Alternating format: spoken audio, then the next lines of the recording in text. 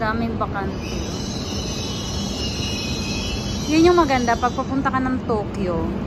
Kasi 1, 2, 3, 4, non-reserve yan. From here sa Shirakawa, pag dito ka sasakay, talagang sobrang andaming bakante. Kaya hindi ako nagpapa-reserve. But, yung sasakyan ko po ay kabaliktaran nito, from Tokyo manggagaling. Tapos ang kinuha kong upuan ay non-reserved.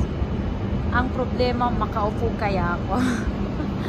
So we'll see. Pero okay lang din naman kasi 1 hour and a half nakatayo.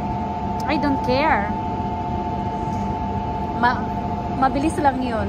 Tsaka meron naman mga umaalis. So, pag may bumaba na, makakaupo ka rin. And, okay lang. Basta, ang importante, makarating na ako sa city. Yahoo! Yahoo! See you later. Bye!